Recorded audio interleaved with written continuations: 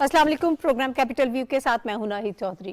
नाज़रीन, प्रोग्राम में बात करेंगे आजकल जो पॉलिटिकल सिचुएशन है उसी के हवाले से ऑब्वियसली कि इस वक्त क्या हो रहा है। कल हमने देखा सिंध हाउस का जो मामला हुआ, उसके बाद भी चीज़ें मजीद आगे बढ़ी और कुछ ये महसूस हो रहा था कि शायद तसादुम की सूरत हाल जो है वो आगे बनने जा रही है। लेकिन अब आगे आने वाले दिनों में क्या होगा, अपोजिशन ये चाह रही है कि गवर्नमेंट का जो जलसा है उसको रोक लिया जाए और गवर्नमेंट अपना जलसा ऑब्वियसली 27 तारीख को करना चाह रही है। अब उन्होंने भी अपना प्लान दे दिया है कि किस तरह से वो बाहर निकलेंगे, जलसे करेंगे और इसके बाद लॉन्ग मार्च होगा और मौलाना फजलुर रहमान साहब, जरदारी साहब और मुस्लिम लीग नून जो है वो अपने लोगों को लेकर बाहर निकलेंगे, जिससे यकीनन एक जो सूरत हाल है वो ख़राब हो सकती है और तसादुम की तरफ जा सकती है। इसका बहुत बड़ा नुकसान होगा मुल्क। और शेख रशीद साहब बार बार इसकी तरफ इशारा भी कर चुके हैं कि आप 1 साल अगर सब्र कर लें और इस किस्म की सिचुएशन क्रिएट ना करें तो कहीं ऐसा ना हो कि 10 साल तक फिर आपको इंतज़ार करना पड़े और किसी के हाथ में कुछ ना आए।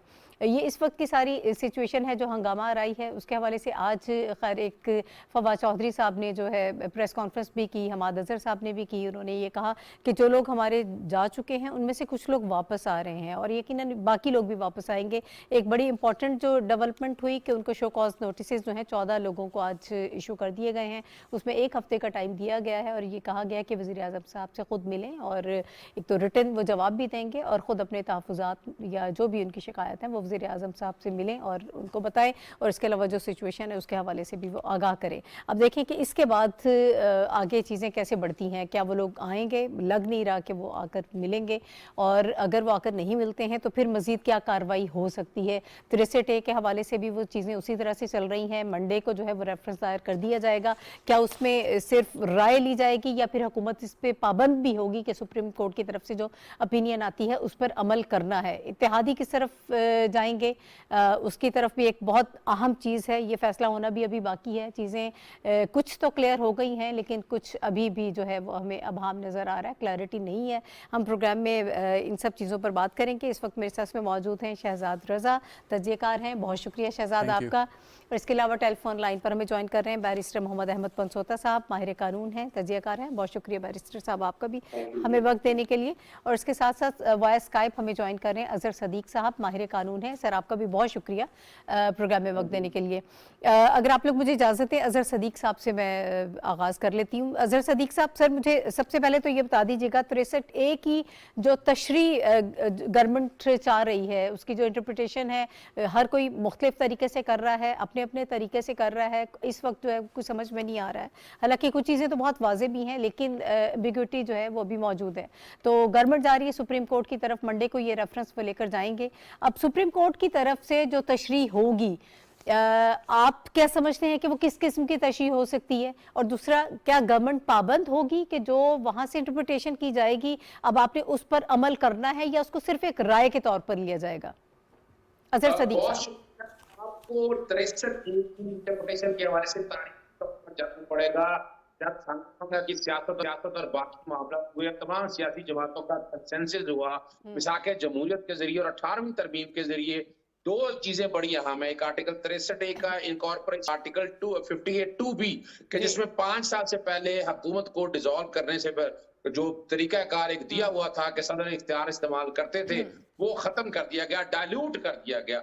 आज भी अगर वज़ीर आज़म कोई असेंबलियां डिसॉल्व कराना चाहेंगे वक्त से पहले होगा। इतना आसान काम तो नहीं हो सकता लेकिन यहाँ इंटरप्रिटेशन डिफरेंट आ सकती है। 63A आने का मकसद ये था, ये नहीं था कि आपको लाइसेंस दे दिया है कि आप डिफेक्शन कर दें। उसके 2 रीजन थे, एक प्री था और एक पोस्ट था। यानी प्री था कैसे कि आपको रोकना था और पोस्ट ये था कि अगर आपने फिर भी आपने डिफेक्शन कर ली है तो आपकी डिस्क्वालिफिकेशन होगी। अब अगर फर्ज करें, मैं पहला जरा शॉर्ट करके फिर दूसरी तरफ आता हूं कि अगर फर्ज करें आपकी डिफेक्शन जो है वो आपने कर दी है तो उसका इम्पैक्ट क्या होगा? वो फॉर अ सर्टेन पीरियड होगा। यानी जैसे आपने डिफेक्शन कर लिया अगले इलेक्शन में आप आ सकते हैं, अगले 3 इलेक्शन लड़ सकते हैं, या फॉर लाइफ होगी। क्योंकि इसमें आप मुनहरफ हो रहे हैं, आप चीजों जो वादे किए हैं आप उसे हट गए हैं और पार्टी के साथ आपने ये कॉन्ट्रैक्ट करके टिकट लिया था कि पार्टी के प्लेटफॉर्म से लड़ा है और इसको जब आर्टिकल 63A के तहत इस कॉन्ट्रैक्ट की एक बाइंडिंग पोजीशन है।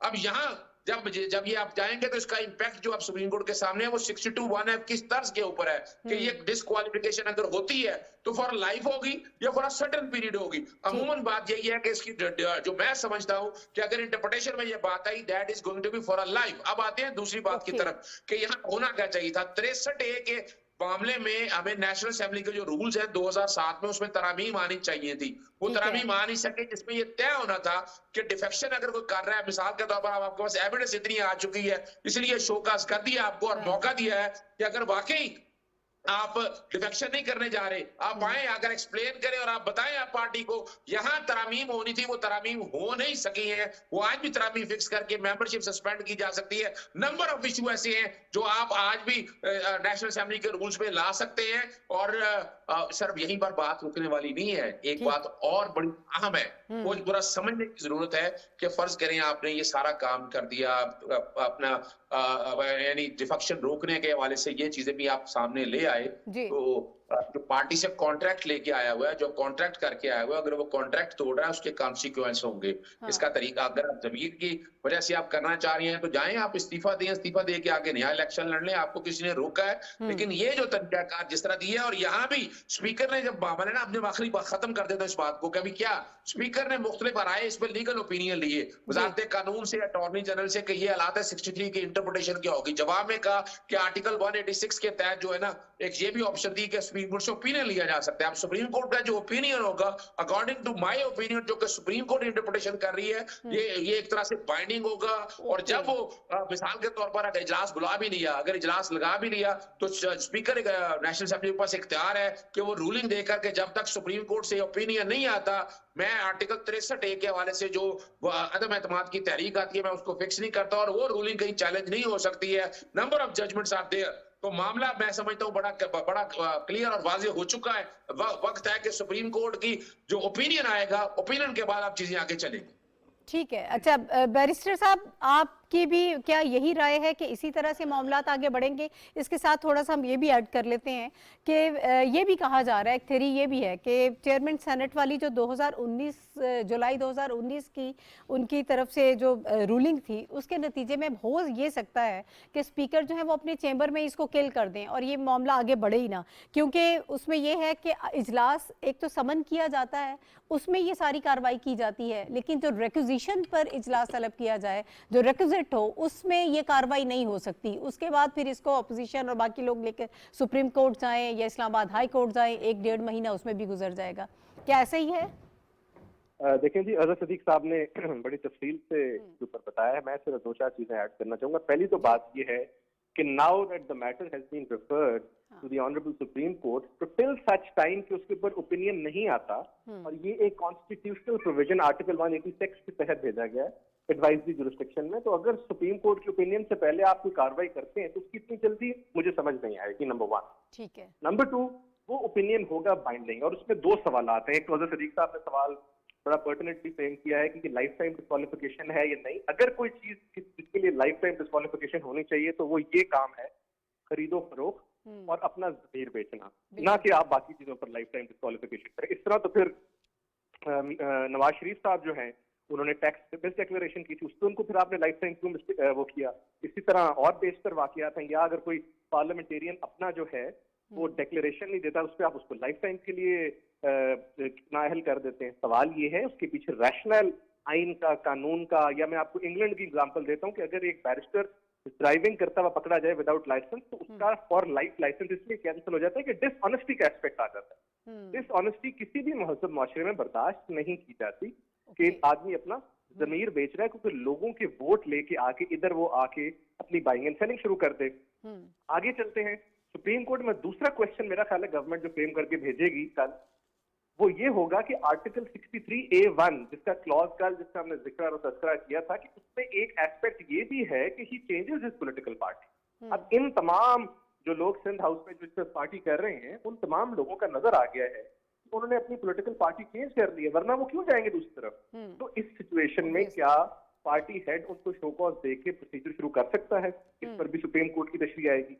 अब आएंगे स्पीकर के रोल पर। स्पीकर मेरा ख्याल है कि जब उसके ऊपर ये क्वेश्चन पुट किया जाएगा तो he will pass a ruling as Azhar Sadiq साहब हैज सेड। और मजे की बात ये है कि इसके ऊपर जजमेंट भी अजहर सिद्दीक साहब की अपनी ही रिपोर्टेड जजमेंट है 2012 की, जो ये कहती है कि स्पीकर का रोल जो है वो मेयरली पोस्टमैन का नहीं है, बल्कि इससे बढ़कर है और वो अपना जुडिशियल माइंड अप्लाई कर सकता है। स्पीकर रूलिंग में ये मेरा ख्याल कहेंगे कि मैं जब तक सुप्रीम कोर्ट का फैसला नहीं आता इसको इल्तवा का शिकार या इसको एडजर्न करता हूँ, और एडजर्न करने के बाद it will be taken up, उसका फैसला करेंगे और ये चीज डी चैलेंज होगी। और उसके ऊपर फैसला बड़ा क्लियर है कि सुप्रीम कोर्ट में अभी और हाई कोर्ट में भी कि speaker ruling can not be called into question. तो मैं समझता हूँ इस किस्म के मामला चलेंगे, तो द गवर्नमेंट सीम्स सेफ तो ठीक है शहजाद, अब ज़रा थोड़ा सा पॉलिटिकली इसको देख लेते हैं। जो हालात बन रहे हैं उस पर हम बाद में बात करेंगे। इस वक्त अभी बिलावल भुट्टो जरदारी साहब की बड़ी अहम स्टेटमेंट आई है। उन्होंने कहा कि अगर मंडे को इजलास जो है वो उसकी कार्रवाई आप शुरू नहीं करते हैं तो फिर आप OIC करके दिखा दें। अब इस पर मुख्तलिफ लोग ज़ाहिर है कि रिस्पॉन्ड भी कर रहे हैं कि ये एक बड़ी गलत किस्म की चीज़ है, लेकिन नून लीग की तरफ से या बाकी जो PDM के हैं तो वो सब लोग इसी के हामी नज़र आते हैं। तो अब किस तरफ सिचुएशन को देख रहे हैं आप? देखें, बिलावल भुट्टो जरदारी साहब का और शहबाज शरीफ साहब का ये जो बयान है, और आज बड़े वो गुस्से में भी नज़र आ रहे थे जिस तरीके से उन्होंने बात की, मेरे ख्याल में बहुत नामुनासिब बयान है। OIC का या इस कॉन्फ्रेंस का इनकाद जो है उसका किसी सियासी जमात से कोई ताल्लुक नहीं है, पहली बात। सही। उसका हुकूमत से कोई ताल्लुक नहीं है, उसका ताल्लुक है पाकिस्तान से, उम्मत मुस्लिमा से या रियासत पाकिस्तान से। और इस किस्म के इजलास जब होते हैं तो उसमें आप सियासी इख्तलाफात बाला ताक रख के आप ये काम आगे करते हैं। इससे पहले जब उन्होंने फैसला किया कि मार्च करेंगे इस्लामाबाद की तरफ और OIC का इजलास बीच में आया, तो एक अच्छी स्टेटमेंट आई फजलुर रहमान साहब की जानिब से कि हम उसके बाद आएंगे इस्लामाबाद जब OIC का इजलास खत्म हो जाएगा। Fair enough. लेकिन अब ये कहना कि मंडे को रेजोल्यूशन नहीं आती तो हम इसका धरना देंगे और OIC नहीं हो पाएगी, सो ये किसी तौर पे भी रियासत पाकिस्तान, पाकिस्तानी कौम, पाकिस्तान बहैसियत मुल्क एक अच्छी बात नहीं है, एक एम्बेरसमेंट है। और अगर आप इतने कॉन्फिडेंट हैं कि काफ लीग आपके साथ है, आप अगर कॉन्फिडेंट हैं MQM आपके साथ है, या 15, 20, 10 जितने भी मुनहरिफ अरकान हैं वो आपके साथ खड़े हैं, सो फिर आपको कोई जल्दबाजी की ज़रूरत नहीं है। अगर मंडे को नहीं आती तो 3 दिन बाद आ जाएगी रेजोल्यूशन। आप उसमें आपके अगर सारे के सारे कार्ड्स आपके पास हैं, नंबर गेम आपकी पूरी है, सो एक आध दिन से कोई फर्क नहीं पड़ता। तो इस डेस्परेशन की वजह क्या है? इस वक्त इतने गुस्से में क्यों नजर आ रहे हैं? क्योंकि कल बहुत सारी खबरें चल रही थी, शायद हो सकता है उस डेस्परेशन की वजह यह है कि तरीन ग्रुप का राब्ता हो चुका है परवेज खटक साहब से। इत्तलात ये भी हैं कि 3 से 4 जो मुनहरिफ अरकान हैं उन्होंने वापसी के लिए PTI से बात की है, और फिर वो चाहते हैं कि इस जल्दबाजी में ये काम हो जाए, क्योंकि अगर उसको डिले करेंगे तो ऑब्वियसली गवर्नमेंट बड़ी मजबूत होती है। पाकिस्तान तहरीक इंसाफ एक मजबूत सियासी जमात है, हुक्मरान जमात है। उसके यहाँ इमरान खान साहब के साथ जो सीनियर लीडरशिप बैठी है उनके अपने ताल्लुकात हैं, सियासी उनकी वाबस्तगियाँ बहुत अरसे से बाकी जमातों में भी रही हैं, लेकिन एक दूसरे के साथ जाती ताल्लुकात भी हैं। तो अपोजिशन नहीं चाहती कि किसी तौर पे भी टाइम मिले, और इस वक्त जो एक माहौल बना है ये किसी तौर पे कम ना हो। लेकिन एक बात मैं जरूर करना चाहूंगा, और मैं चाहूंगा कि इस पे अहमद पंसोता साहब भी और अजहर सिद्दीक साहब भी अपनी राय जरूर दें, बल्कि मेरा एक कमेंट के साथ एक सवाल भी है, वो ये कि अगर हुकूमत ये मुनहरिफ अरकान को नोटिस भिजवाती है और कहती है कि जी ये बाकायदा तौर पर जुर्म के मुर्तकिब हुए हैं, इन्होंने इतराफ़ किया है कि वो पाकिस्तान तहरीक इंसाफ का टिकट पे जीत के आए थे लेकिन वो वोट किसी और को डाल रहे हैं, और ये उस मैंडेट से और वो जो एक अमानत थी सीट उनके पास उससे वो कर रहे हैं, अगर इस पे कार्रवाई होती है, वो लोग मिसाल के तौर पे शो कॉज का जवाब नहीं देते, जिसके बाद यकीनन स्पीकर साहब को मामला रेफर होगा और वो आगे इलेक्शन कमीशन को जाएगा और इलेक्शन कमीशन उस पर अपना फैसला करेगा। अगर वो लोग डी-सीट हो जाते हैं, पाकिस्तान तहरीक इंसाफ की हुकूमत जो है उसके वोट है 178, 10 लोग आप उसमें से माइनस करें, पीछे रह जाते हैं 168। सो अगर ये तहरीक अदम एतमाद नाकाम भी हुई और ये 10 लोग चले गए, डी-सीट हो गए, सो अनटिल अनलेस उस पे ज़िम्नी हो क्या हो, लेकिन उस वक्त तक आप नहीं कह सकते कि गवर्नमेंट जो है मेजॉरिटी में है, 172 वोट्स गवर्नमेंट के पास हैं। सो ये एक कैच बाई इलेक्शंस ना हो, लेकिन ये बाई इलेक्शन नहीं, लेकिन कोई भी कह सकता है कि जी ये तो 168 मेंबरान की गवर्नमेंट तो नहीं चल सकती। So it's a catch 2020 situation कि आप एक तरफ अगर शो कॉज देते हैं, उनको डी-सीट अदम एतमाद से पहले करा देते हैं, सो उसका मतलब ये हुआ कि PDM कामयाब हो या ना हो, आप अपनी मेजॉरिटी लूज कर गए। सो ये कानूनी नुक्ता है जो मैं चाहता हूँ ये दो में हमारे जो माहिरीन हैं इस पर जरूर अजहर सिद्दीक साहब सर इसका रिस्पॉन्ड कर दीजिएगा। क्या इतने कम टाइम में, जैसे 28 मार्च की बात की जा रही है, ये सारा प्रोसेस हो सकता है? 26 तारीख की उनको डेट दी गई है, जिन 14 लोगों को शो कॉज नोटिस जो है वो जारी किए गए हैं। अच्छा, ये बुनियादी तौर पर शो का नोटिस जो है ना, आर्टिकल 63A के हवाले से अभी एक चीज तय होनी है। पॉलिटिकल पार्टी जो इलेक्शन एक्ट के तहत तो आपने ये प्रोसेस ठीक कर लिया कि आपने आपने अपना जो मेमोरेंडम और आर्टिकल है, जो एसोसिएशन, जो आपकी पार्टी का मैनिफेस्टो है, ये बाकी चीजों को आपने वायलेट किया है शोकास करके। और दूसरी की चीजें, ये आर्टिकल 63 के हवाले से भी एक इंटरप्रिटेशन होने वाली है। ये मामला इतना आसान नहीं है कि ये वोट डालने के बाद या वोट डालने से पहले। ये वोट डालने से पहले आपके पास एविडेंस इतनी आ चुकी है, उस बुनियाद पे कहा है, और उस बुनियाद पे अगर डिफेक्शन है, ये इंतजार किया जाएगा, ये फौरन फैसला नहीं होगा।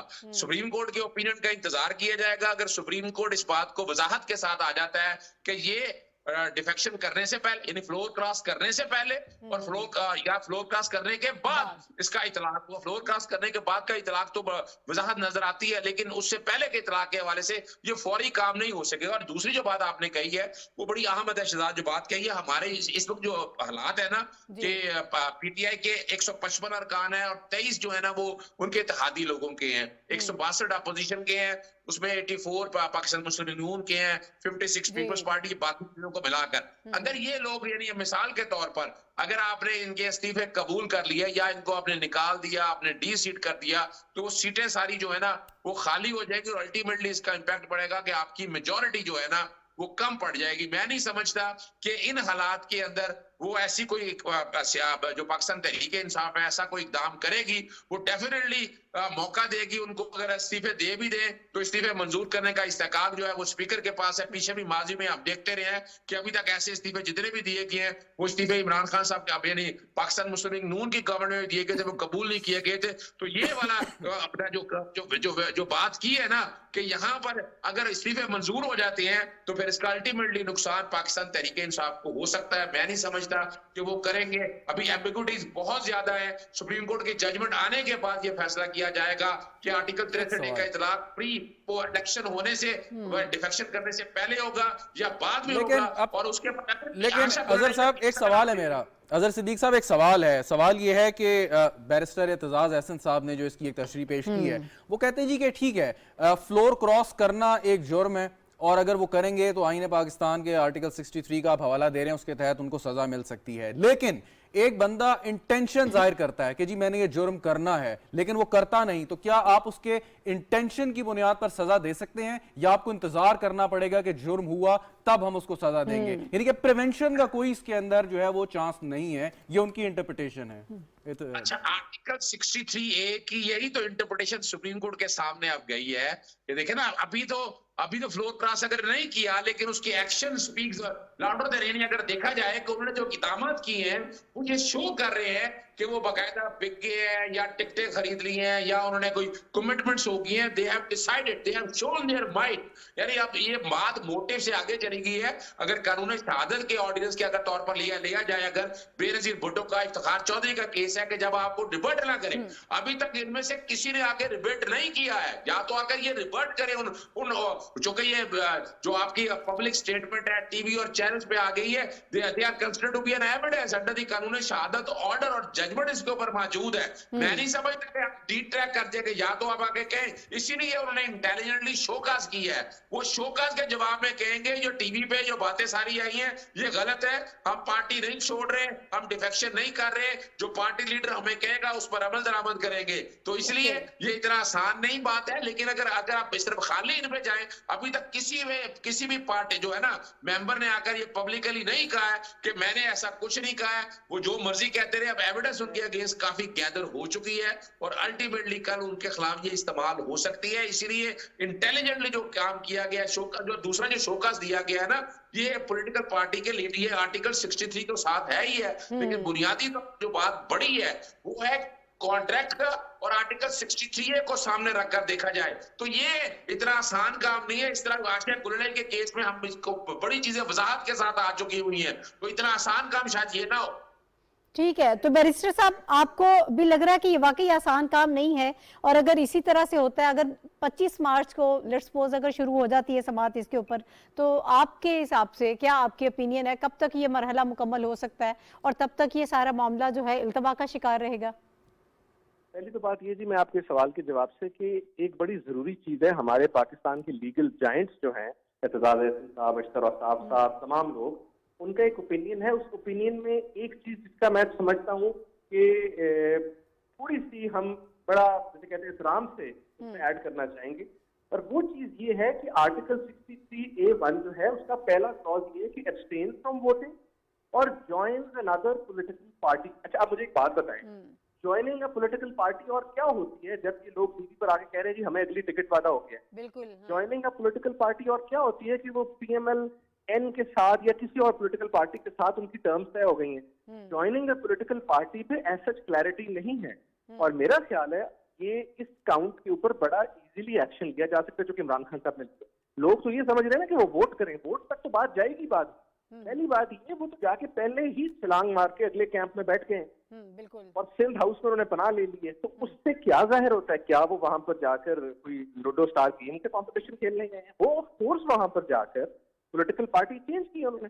तो मैं समझता हूँ उस काउंट के ऊपर। दूसरा, आपने पूछा कि मेरा जाती व्यू ये है कि इस पर सुप्रीम कोर्ट में अगर ये बात जाती है तो जब तक इसका डिसीजन नहीं आता, इट इज पॉइंटलेस कि आप नो कॉन्फिडेंस मोशन करवा दें। भाई, इसका इम्पैक्ट बड़ा ग्रेव है। नो कॉन्फिडेंस मोशन अगर फर्स्ट में सक्सीड कर जाता है, वजीर आजम फारिग हो जाता है, कल को सुप्रीम कोर्ट की तशरीह आती है कि नहीं नहीं नहीं जी ऐसे नहीं, ऐसे तो वापस लाएं।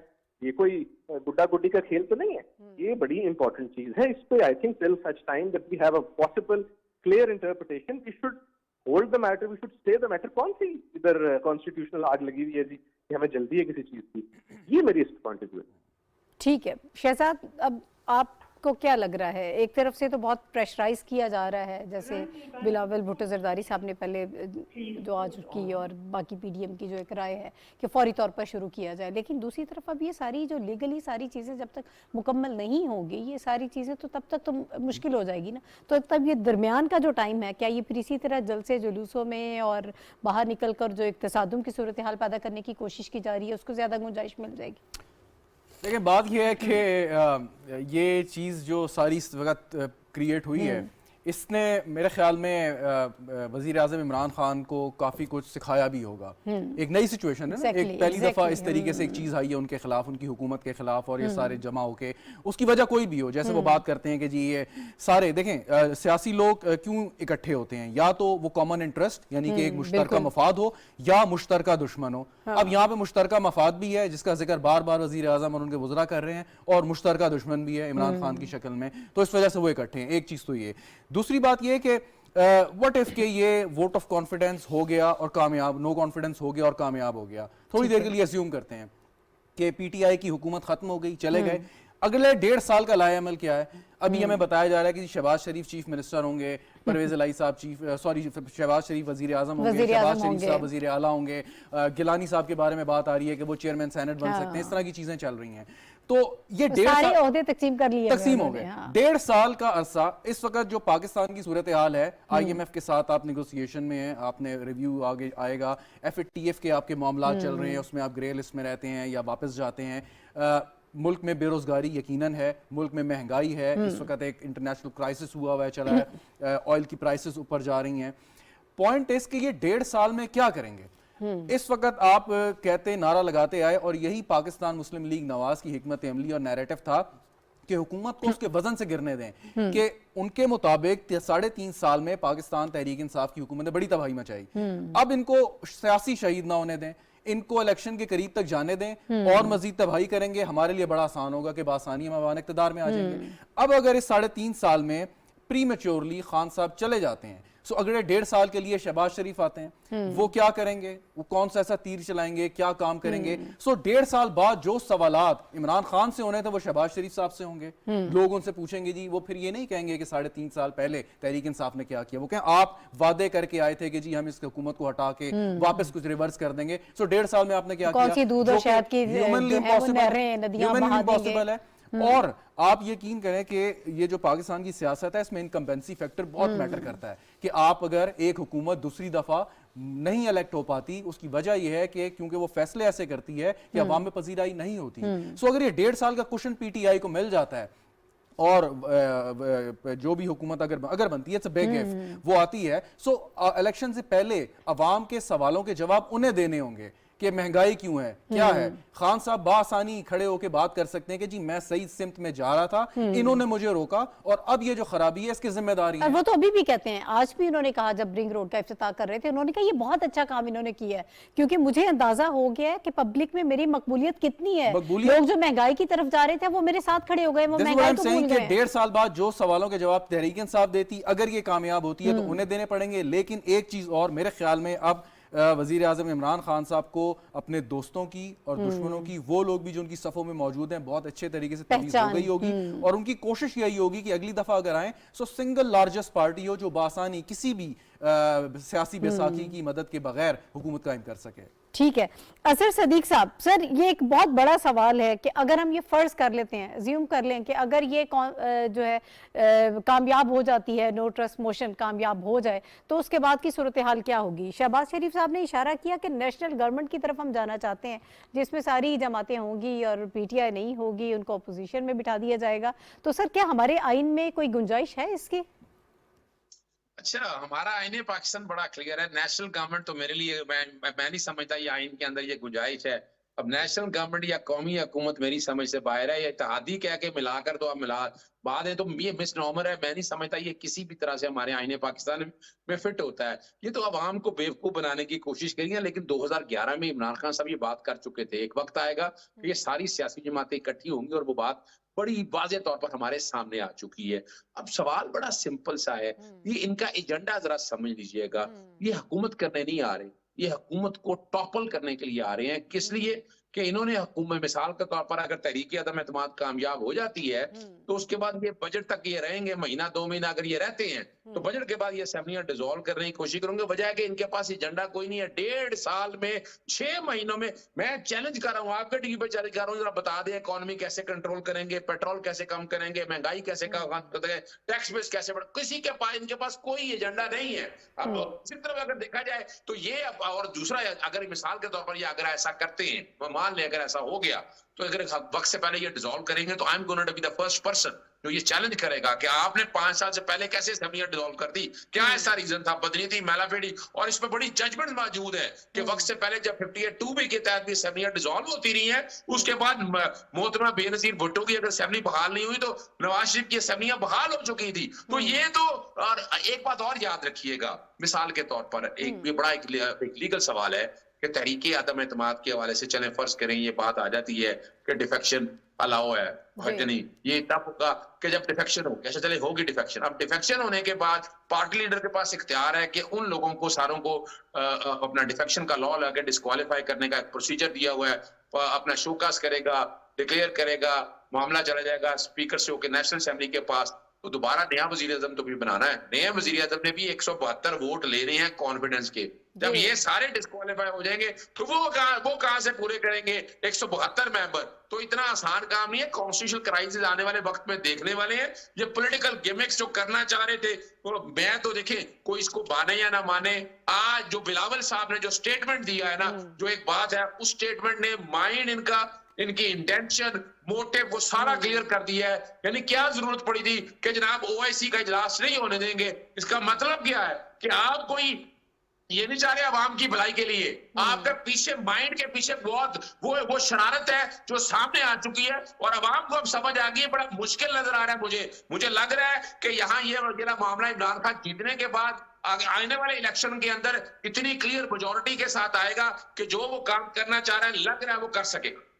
ठीक है। अच्छा बैरिस्टर साहब, एक और चीज़ है, आज जब हमाद अजहर साहब और फवाद चौधरी साहब प्रेस कॉन्फ्रेंस कर रहे थे तो उन्होंने कहा कि कल बड़े पुरअमन तरीके से लोगों ने एहतजाज किया है। वो जो वोटर्स नहीं चाहते कि उनके अवामी नुमाइंदे जो पीटीआई पर आए हैं, पीटीआई हुकूमत के तहत, मेरा ख्याल है हमारा राब्ता मुनक़ता हो गया बैरिस्टर साहब से।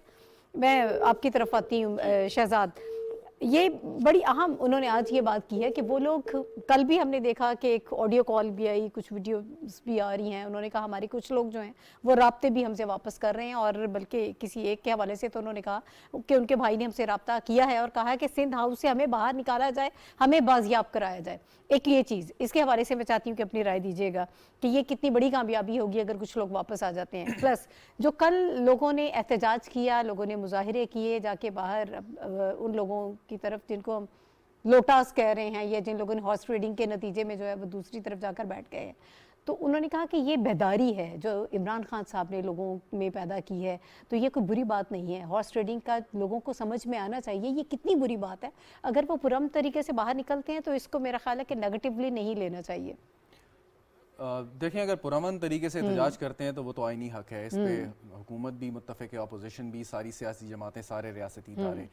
लेकिन मैं माजरत के साथ एक बात ज़रूर कहना चाहूँगा, कल जो सिंध हाउस के बाहर हमने कुछ ऐसे मनाजिर देखे वो बड़े अनफॉर्चुनेट थे, वो नहीं होने उसको कंडेम करना चाहिए। अगर कोई मुनारिफ अराकीन है, उनको जो भी आप नाम दें, वो बैठे हैं, एहतजाज उनके खिलाफ करना बिल्कुल हक है, एहतजाज करें, लेकिन उनकी जानो माल का तहफ़्फ़ुज़ जो है वो रियासत पाकिस्तान की जिम्मेदारी है, चाहे वो किसी भी सियासी जमात से उनका ताल्लुक हो, तो एहतजाज यकीनन करें। और ये हुकूमत ने भी बात की, शेख रशीद साहब जो वजीर दाखिला हैं, उन्होंने फौरी तौर पे ये बयान दिया और इसको कंडेम किया ना सिर्फ, और कहा कि उन सबको आप गिरफ्तार करें और कार्रवाई होगी, और गिरफ्तार भी और बाद में शख्सी जमानत पर रिहा हुए वो। तो ये बात तो एक साबित है कि उन्होंने ये कोई दुरुस्त काम नहीं किया और नहीं ऐसे करना चाहिए। उसके अलावा जो हलकों में जो लोग जा रहे हैं, उन्होंने कहा कि बाहर जा रहे हैं लोग, प्रोटेस्ट कर रहे हैं, हमारा वोट क्यों बेच रहे हैं। मैं बात यही करूंगा कि इनमें से कुछ लोग ऐसे हैं कि जो शायद काउंसलर का इलेक्शन भी ना जीत सकें। सो अगर ये तहरीक इंसाफ के नाम पे वोट लेके आए हैं तो असूली तौर पे अजहर सदीक साहब बिल्कुल ठीक बात कर रहे थे, उन्हें पहले इस्तीफा देना चाहिए, उसके बाद वो कोई और सियासी जमात ज्वाइन करें और फिर अपना कहें कि जी अगर इमरान खान के खिलाफ आपने एहतजाज करना है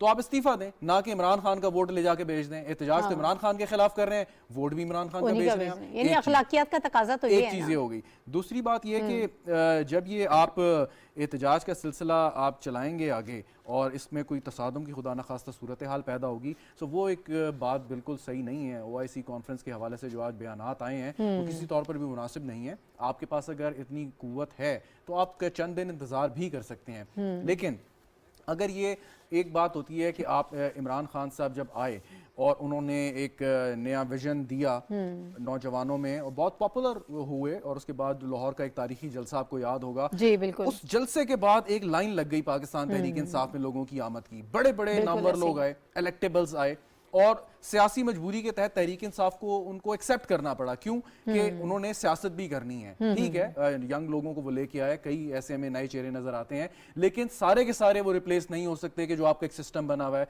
अब पॉइंट है कि आपने अगर चलना है और ये चीज़ आपने समझ ली है, ये लोग अगर वापस भी आ जाते हैं, लेकिन इन्होंने अपनी वफादारियां एक दफ़ा तब्दील करके आपको दिखा दिया, ठीक, और वो कहते हैं ना कि जी मोमिन एक दूसरी दफ़ा नहीं डसा जा सकता है सराफ से, तो इन्हें मेरे ख्याल में, मेरा मतलब मैं कोई I am nobody to advise the prime minister, वो वहाँ पे उनके सब लोग बैठे हैं, खुद वो एक बहुत कोनमर सियासतदान है, लेकिन एक आम बंदा ये कह रहा है कि खान साहब को किसी सूरत भी ये लोग जो उन्हें ब्लैकमेल कर रहे हैं इनको एक्सेप्ट नहीं करना चाहिए। अगर ये वापस आ भी जाते हैं तब भी खान साहब को ये चीज़ देखनी चाहिए कि इन लोगों के सहारे पे हुकूमत जो है चलाना मुनासिब नहीं है, उन्हें अवाम से फ्रेश मैंडेट लेना चाहिए, उन्हें सिंगल हैंडेडली 172 या 2/3 मेजॉरिटी या जो भी कैपेसिटी है वो लेना चाहिए। आपको अपने विजन के साथ फिर आगे आना चाहिए। अगर आप ये करेंगे, अगर आज वो ब्लैकमेल कर रहे हैं, इस बात की क्या गारंटी है कि वो कल फिर दोबारा नहीं करेंगे? आपके तहादी, इसकी क्या गारंटी है कि अपोजिशन बैठ जाएगी, वो दोबारा नहीं आएगी? वो दोबारा नहीं आएगी। इसी किस्म की आप ये काम आप नहीं कर सकते। आपको अपनी सफ़ों में उन लोगों को तलाश करना है कि जो वाज़े तौर पे सामने भी आ गए हैं या नहीं भी आए, और उसके बाद आपने ये फैसला करना है कि आपने अपनी जमात को क्या उसी मंशूर के तहत चलाना है, उसी विजन के तहत जो शुरू में थी, या आपने इन्हीं इलेक्टेबल्स के साथ जो है आपने आगे सियासी सफर जारी रखना है। ठीक है, बैरिस्टर साहब हमारे साथ हैं।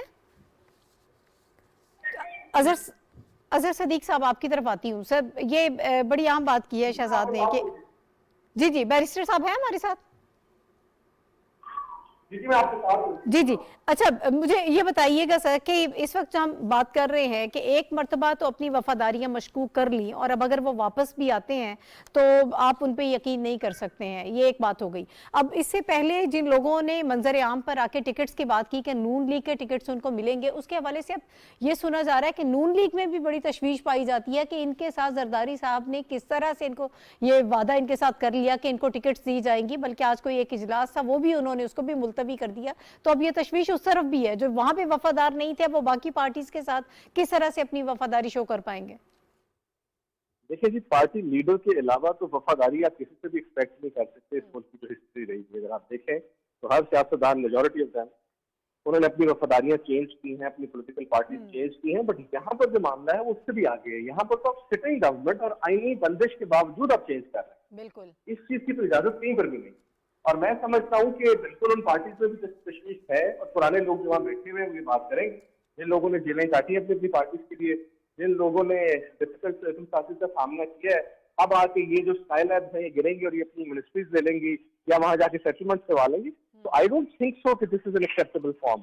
इस पर बिल्कुल तशवीश आएगी और बड़ी स्ट्रॉन्ग आनी भी चाहिए। जी, ठीक है। अच्छा अजहर सदीक साहब सर, पॉलिटिकल इस वक्त जो सारी सिचुएशन है इत्तेहादियों के हवाले से मैं चाहूंगी कि थोड़ी सी उस पर भी आप अपनी राय दे दीजिएगा कि अभी तक हमें वहां से कुछ चीज़ें नज़र नहीं आई हैं। हालांकि कहा यह जा रहा है कि शायद 1-2 दिन तक वो कुछ फैसला दे दें, लेकिन वहाँ भी कुछ इतनी बेहतर सिचुएशन नहीं है। दूसरा, जब ये सारे मामलात हमने देखा हुए, जब सिंध हाउस वाला मामला उस वक्त हुआ कि जब सब ने इंटरव्यूज़ दिए और पीटीआई के लोग वहाँ पर मौजूद थे, तब फौरी तौर पर शेख रशीद साहब ने एक सजेशन दी कि हमें गवर्नर राज लगा देना चाहिए सिंध में। हालांकि इसकी बहुत सारे लोगों ने मुखालफत भी की। उन्होंने कहा कि 4 दफ़ा पहले भी ये लग चुका है कि ये कोई नई चीज़ नहीं है। तो इसको आप कैसे देखते हैं कानूनी तौर पर कि ये कितना मुनासिब फैसला होगा अगर इस पर अमल दरामद कर लिया जाए, या इसकी तरफ नहीं जाना चाहिए?